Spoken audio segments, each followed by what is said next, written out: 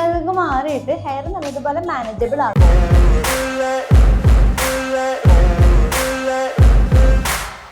Hi dears, welcome back to my YouTube channel beauty with PSC vlog. നിങ്ങൾ എല്ലാവരും വിചാരിച്ചിട്ടുണ്ടാകും അല്ലേ, ഇതെന്താണ് ഈ മുടി ഇങ്ങനെ ഡ്രൈ ഒക്കെ ആക്കിയിട്ട് വന്നിരിക്കുന്നത്.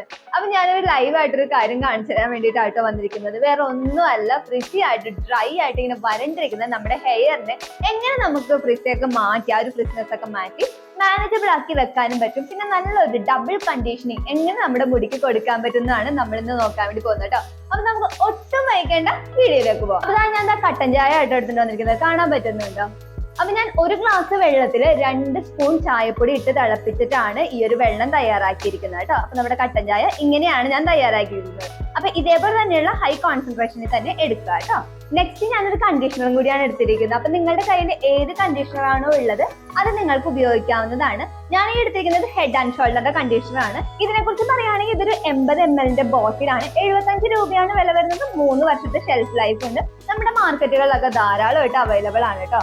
ഉപയോഗിച്ച് കഴിഞ്ഞപ്പോഴേക്കും നമ്മുടെ സ്പ്ലിറ്റ് എൻഡ്സ് ഉണ്ടല്ലോ, മുടി ഇങ്ങനെ പൊട്ടിപ്പോകുന്ന ആ ഒരു പ്രവണത ഉണ്ടല്ലോ, അതിനെ നല്ല രീതിയിൽ കുറക്കാൻ വേണ്ടിയിട്ടും ഹെയറിനെ നല്ല രീതിയിൽ കണ്ടീഷൻ ചെയ്യാൻ വേണ്ടിയിട്ടും ഹെൽപ്പ് ചെയ്യുന്നുണ്ട് കേട്ടോ. അപ്പൊ ഡബിൾ കണ്ടീഷൻ എങ്ങനെയാ ചെയ്യേണ്ടതെന്ന് കൂടി പറഞ്ഞു തരാം. അപ്പൊ നമ്മൾ തലേ ദിവസം തന്നെ നമ്മുടെ മുടി ഷാമ്പൂ ഇട്ടിട്ട് കഴുകി വൃത്തിയാക്കി വെച്ചേക്കാം കേട്ടോ.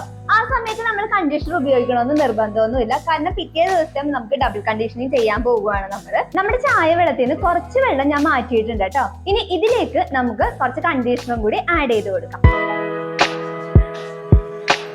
രണ്ടും കൂടി ഇങ്ങനെ കിട്ടിയിട്ടുണ്ട് കേട്ടോ. ഇനി നമുക്കിത് മിക്സ് ചെയ്ത് കൊടുക്കാം.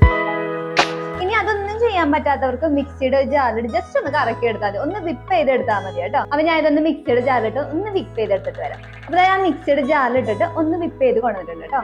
നമുക്കിത് ബൗളിലേക്ക് മാറ്റാം. നെക്സ്റ്റ് നമ്മൾ ചെയ്യാൻ വേണ്ടി പോകുന്നത്, നമ്മൾ ഉപയോഗിക്കുന്ന ഏതെങ്കിലും ഒരു എണ്ണ എടുക്കുക. ഒത്തിരി കട്ടിയുള്ള എണ്ണ എടുക്കരുത് കേട്ടോ, അത് പ്രത്യേകം ശ്രദ്ധിക്കുക. എന്നിട്ട് അതൊരു ഡ്രോപ്പ് മാത്രം എടുക്കുക കേട്ടോ, ജസ്റ്റ് ഒരു ഡ്രോപ്പ് മാത്രം. എന്നിട്ട് ഇത് നമ്മുടെ കൈകളിൽ ഇതുപോലെ ഒന്ന് മസാജ് ചെയ്ത് കൊടുക്കുക. എന്നിട്ട് നമ്മൾ തലമുടിയിൽ തേച്ച് പിടിപ്പിക്കുക കേട്ടോ. ഇങ്ങനെ ഒരു ഡ്രോപ്പ് മാത്രം എടുക്കാൻ പാടില്ല, ഒത്തിരി ഓവർ ആക്കരുത് കേട്ടോ. അടുത്തത് നമ്മൾ ചെയ്യാൻ വേണ്ടി പോകുന്നത്, നമ്മൾ എടുത്ത് വെച്ചിട്ടുള്ള ഡബിൾ കണ്ടീഷനിങ് മാസ്ക് ഉണ്ടല്ലോ, ഇത് നമ്മൾ മുടിയിലേക്ക് അപ്ലൈ ചെയ്ത് കൊടുക്കാം. തലയോട്ടിയിൽ അപ്ലൈ ചെയ്ത് പ്രത്യേകം ശ്രദ്ധിക്കണം, മുടിയിൽ മാത്രമേ അപ്ലൈ ചെയ്യാൻ പാടുള്ളൂ. മുടി ഇങ്ങനെ എടുക്കുക കേട്ടോ. എന്നിട്ട് ഇവിടെ നിന്ന് ഇങ്ങനെ അപ്ലൈ ചെയ്യാം കേട്ടോ.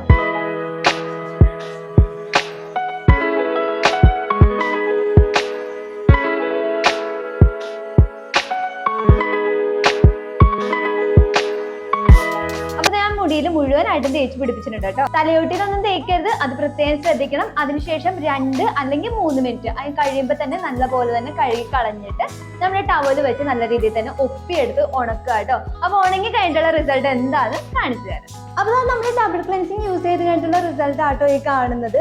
നല്ല രീതിയിൽ തന്നെ ഹെയർ മാനേജബിൾ ആയിട്ടുണ്ട്. പിന്നെ അത് കൂടാതെ ഹെയറിന് നല്ലൊരു തിളക്കവും കൂടി വന്നിട്ടുണ്ട് കേട്ടോ. നല്ല രീതിയിൽ തന്നെ ഫ്രിസിനൊക്കെ മാറിയിട്ട് ഹെയർ നല്ലതുപോലെ മാനേജബിൾ ആകും. അപ്പൊ അതാണ് നമ്മുടെ ഡബിൾ ക്ലെൻസിങ്ങിന്റെ ഗുണം എന്ന് പറയുന്നത്. അപ്പൊ ഇത്ര ഇന്നത്തെ വീഡിയോ. അപ്പൊ ഇന്നത്തെ വീഡിയോ നിങ്ങൾക്ക് എല്ലാവർക്കും ഇഷ്ടമായെന്ന് കരുതുന്ന വീഡിയോ ഇഷ്ടമായി പ്ലീസ് ലൈക്ക്, ഷെയർ, കമന്റ് ചെയ്തേക്കണേ. പിന്നെ സബ്സ്ക്രൈബ് ചെയ്യാത്തവരെ പ്ലീസ് ഒന്ന് സബ്സ്ക്രൈബ് ചെയ്തേക്കണേ. അപ്പൊ നമുക്ക് നെക്സ്റ്റ് വീഡിയോയിൽ പുതിയൊരു സബ്ജക്റ്റ് ആയിട്ട് കാണാൻ. ബൈ.